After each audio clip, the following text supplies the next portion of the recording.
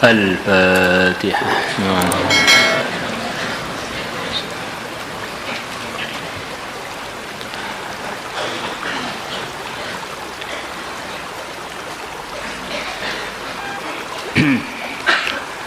بسم الله الرحمن الرحيم. وعنه dan diriwayatkan dari Abu Sa'id Al-Khudri an Rasulillah sallallahu alaihi wasallam, dari Rasulullah sallallahu alaihi wasallam, annahu qala, bahwasanya Nabi telah bersabda, min khairi ma'ayishin nas, termasuk paling bagusnya kehidupan manusia, lahum, untuk manfaat bagi manusia-manusia tersebut. Termasuk sebaik-baiknya kehidupannya manusia yang bermanfaat untuk mereka. Rajulun, pertama kali adalah seorang laki-laki, mumsikun anana farasihi, yang dia memegang kekang kudanya. Laki-laki kok nggak bisa naik kuda, perasaan saya itu kalau punya kesempatan belajar, nggak belajar itu ada kurangnya. Lanang reson Pak Jaran kok petoke piye. Jadi kalau dengarkan hadis naik kuda itu hanya jadi fata morgana.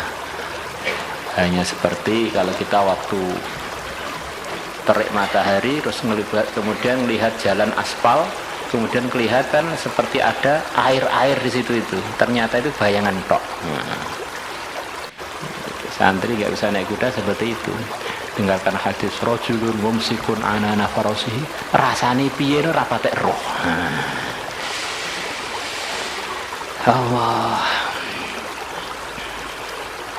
Di antara arahan Nabi kurang lebihnya bagi para laki-laki, suruh tamak dadu, suruh kalau makan jangan banyak-banyak. Tanah baru, suruh belajar memanah. Warkabu al-khuyul, suruh naik kuda. Terus wamsu hufata, suruh berjalan tanpa alas kaki. Tentu saja kadang-kadang turidukumul majda, hal-hal di atas tadi akan menjadikan kalian orang yang mulia atau kesatria, lanang tenan.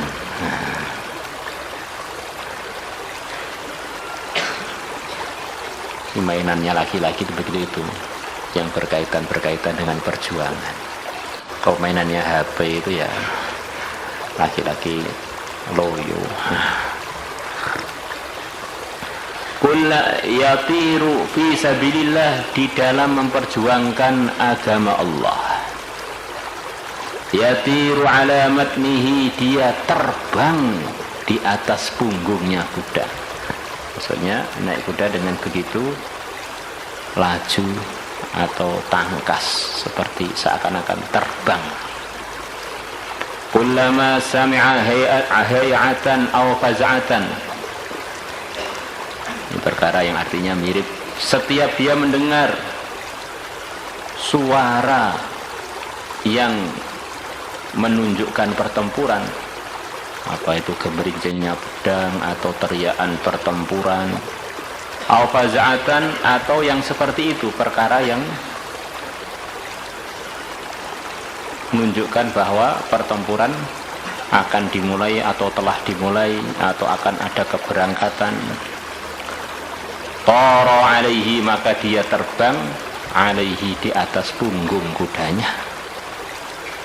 Yabtaghi al-qatla awil mauta makanahu, dia mencari kematian, mencari terbunuh.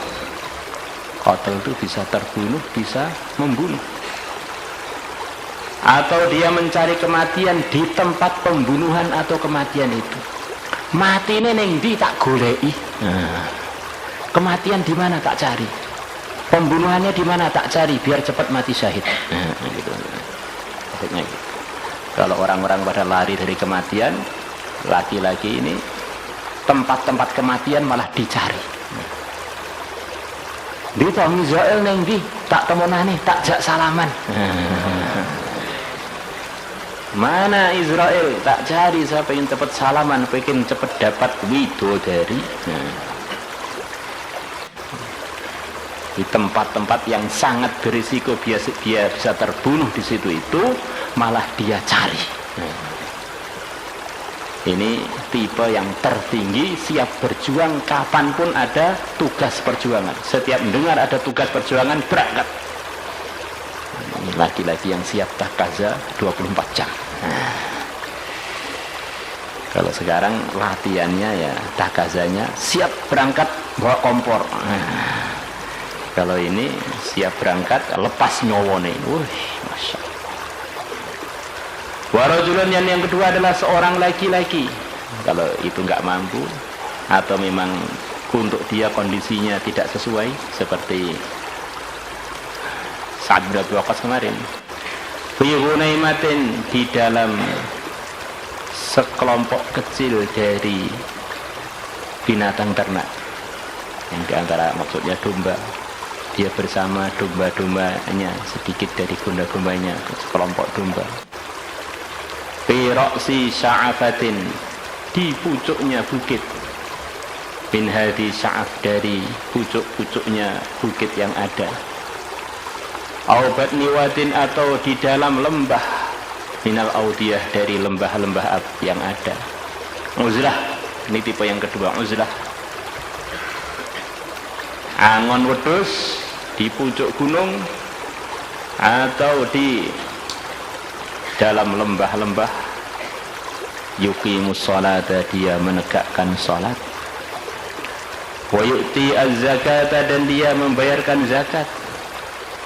Wa ya'budu rabbahu, dan dia menyembah Tuhannya. Hatta ya'tiyahul yaqin, sehingga kematian mendatanginya.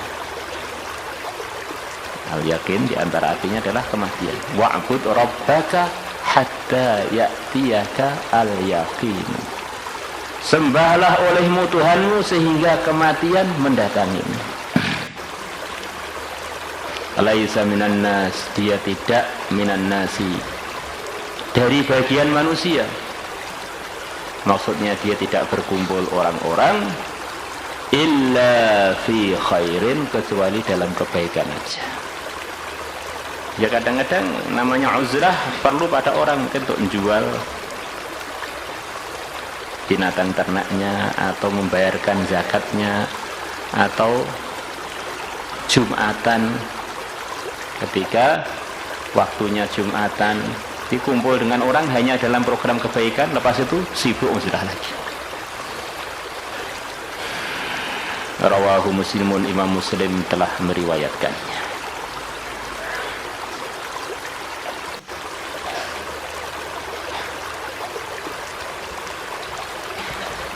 Qauluhu, sabda Nabi, yatiru ay yusri'u, maksudnya dia cepat-cepat. Wa matnul farasi, dan artinya matnul faras zuhru adalah punggungnya. Wal hay'ah, artinya ya ilmu tannah tahtu, dengan ya yang di titik bawah dua. Dia as-sautu lil harfi, adalah suara untuk perang. Fal faza'atu, dan artinya faza'ah nahwuhu, seperti as-sautil harbi, juga seperti hay'ah, lafaz hay'ah.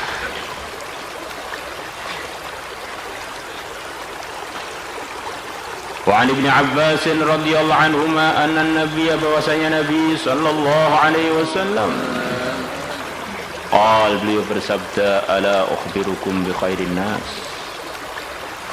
maukah aku beritahu pada kalian dengan sebaik-baiknya manusia?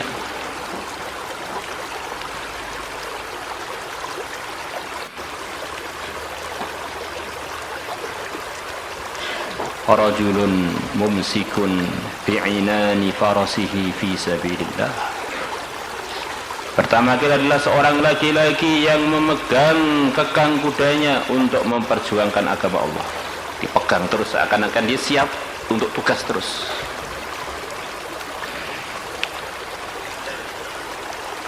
Sekarang nggak ada kuda kecuali sedikit aja. Peminatnya juga nggak terlalu banyak ya. Persiapan fisabilillah selalu siap. apa sepeda motornya atau mobilnya atau badannya, siap tugas terus. Ala ukhbirukum billadhi yatluh. Maukah kalian tak beritahu dengan orang yang selepas orang tadi dalam kebaikannya? Yang terbaik kumpul dengan orang, nyambut tugas-tugas perjuangan, siap setiap saat. Tapi kebaikan tidak diringkas di situ, itu masih ada yang selepas itu. Mungkin orang yang pertama ini nggak mampu, ya milih yang kedua. Sa'ad bin Abi Waqqas ketika zaman Nabi, zaman Abu Bakar, Umar, selalu milih yang pertama ini, soft terdepan terus. Begitu zaman Sayyidina Ali dan Sayyidina Muawiyah, beliau milih yang kedua.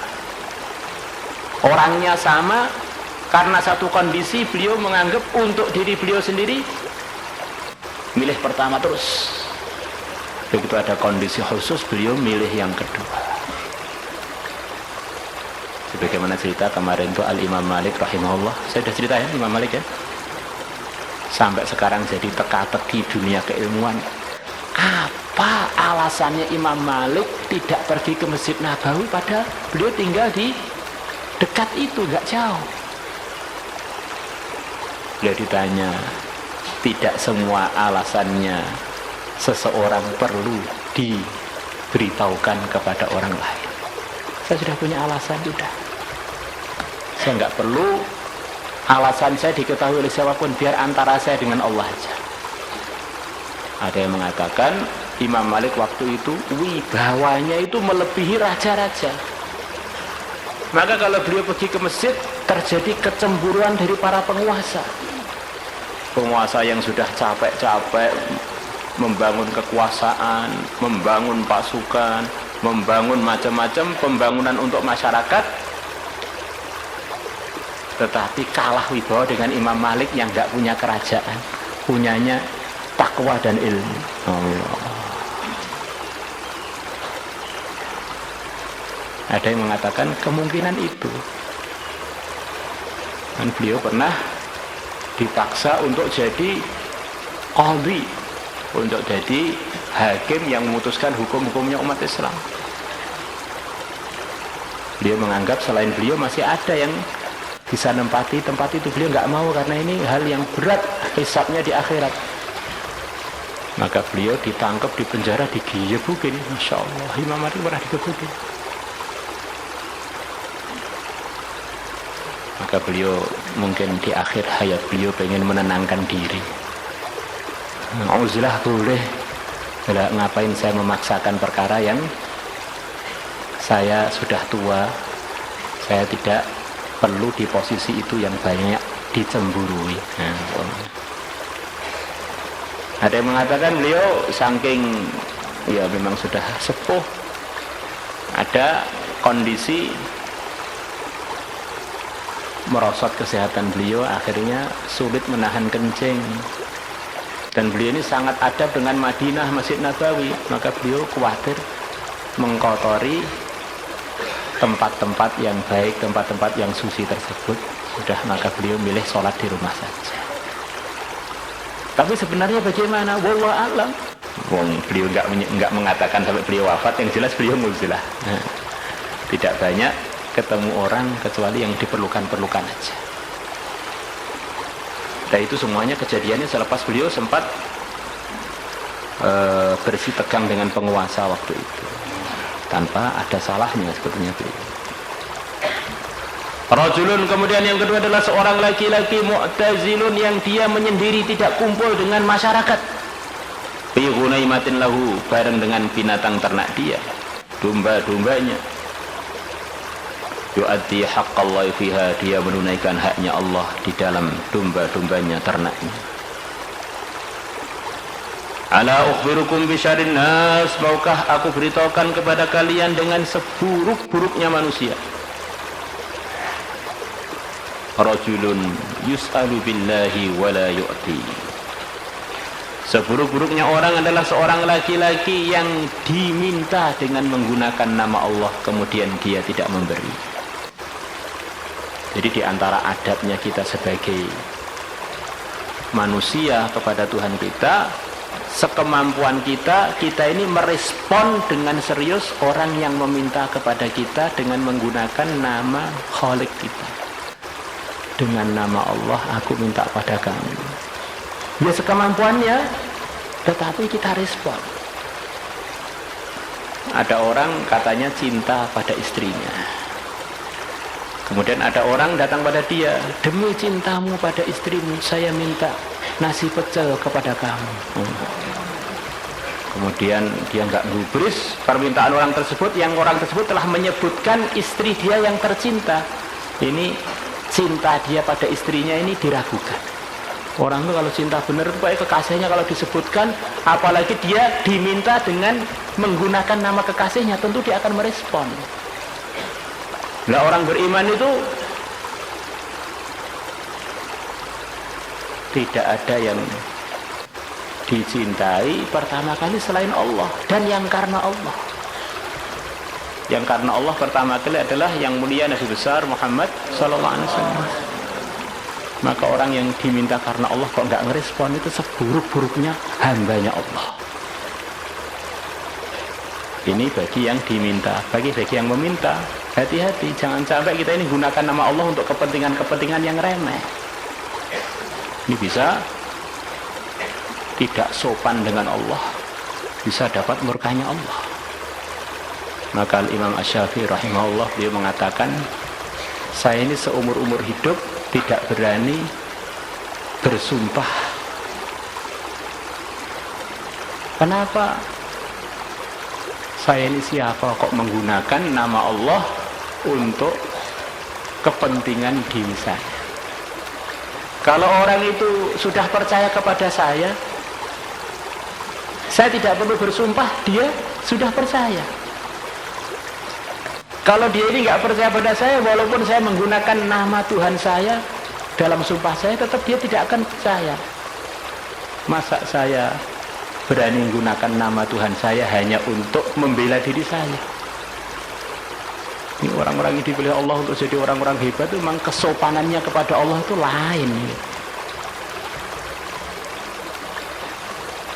Bukan sebentar-bentar sumpah.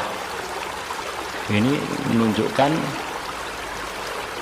dia ini memang kurang sopan dengan Allah.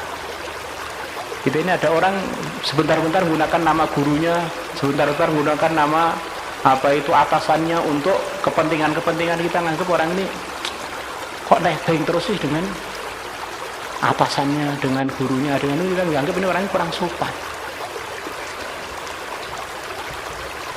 Ini diperintah Pak Yai, perintah Pak Yai, ini sabdanya Pak Yai. Ini kelihatan kurang sopan. Jadi bagaimana kalau dia ini sebentar-bentar menggunakan nama Allah untuk kepentingan-kepentingan dia? La ilaha illallah.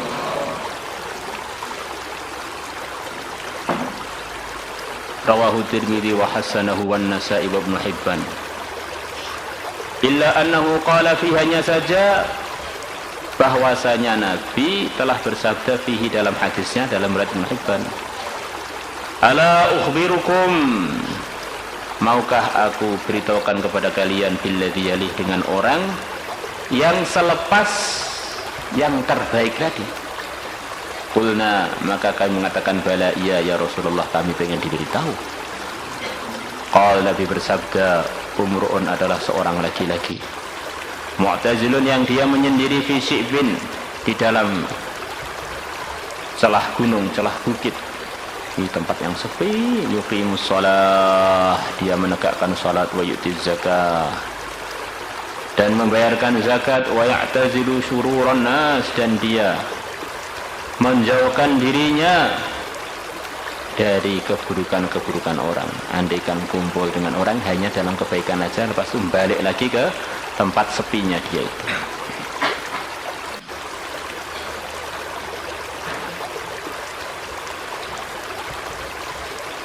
Allah Maulaya salli wa sallim daiman abada ala habibika khairil الخلق كلهم هو الحبيب الذي ترجى شفاعته لكل هول من الأهوال مغترب يا ربي بالمصطفى بلغ مقاصدنا يغفر لنا ما مضى يا واسع الكرم يا أرحم الراحمين يا أرحم الراحمين يا أرحم الراحمين فرج على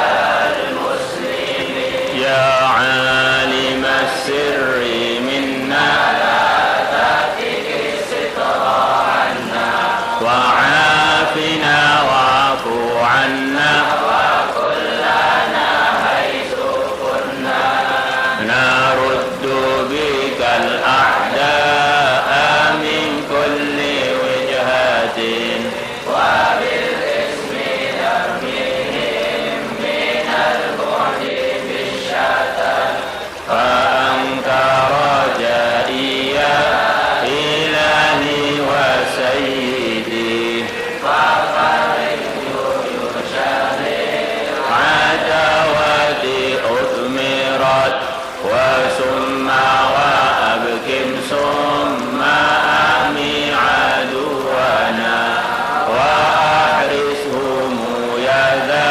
الجلال بحوسمة لي خمسة أطفي بها حر الوباء الحاطمة المصطفى والمرتضى اللهم صل على سيدنا محمد وعلى آل سيدنا محمد كما صليت على سيدنا إبراهيم وعلى آل سيدنا إبراهيم في العالمين إنك حميد مجيد اللهم اهدنا واهد بنا اجعلنا سببا لمن اهتدى اللهم ردنا ورد المسلمين إلى دينك ردا جميلا اللهم اغفر لنا اللهم سددنا بارك لنا في الأمور والأحوال والشؤون كلها يا جامع الناس ليوم لا ريب فيه اجمع إلينا خيار هذه الأمة اجمع إلينا صالحي عبادك يعينوننا على طاعتك ونشر دينك وإعلاء كلمتك متعاونين متناسفين متباذلين متحابين اللهم ربنا زدنا علما زدنا هدى زدنا تقى زدنا ألفة زدنا محبة زدنا عددا وعددا زدنا عددا وعددا زدنا عددا وعددا زدنا رزقا حلالا واسعا كثيرا مباركا زدنا تشريفا وتكريما ومهابة وبرا زدنا خيرات الدنيا والآخرة بدون محنة ولا بلية اللهم اكفنا شر المؤذين اللهم اكفنا شر الخدعة اللهم اكفنا شر الماكرين اللهم اكفنا شر المفسدين اللهم اكفناهم بما شئت كيف شئت إنك على ما تشاء قدير إنك على ما تشاء قدير إنك على ما تشاء قدير نسألك يا الله من خير ما سألكه نبيك ورسولك محمد صلى الله عليه وسلم ونستعيذ بك من شر ما استعاذك منه نبيك ورسولك محمد صلى الله عليه وسلم أنت المستعان وعليك التكلان ولا حول ولا قوة إلا بالله العلي العظيم وصلى الله على سيدنا محمد النبي الأمي وعلى آله وصحبه وبارك وسلم الحمد لله رب العالمين صلاة الله سلام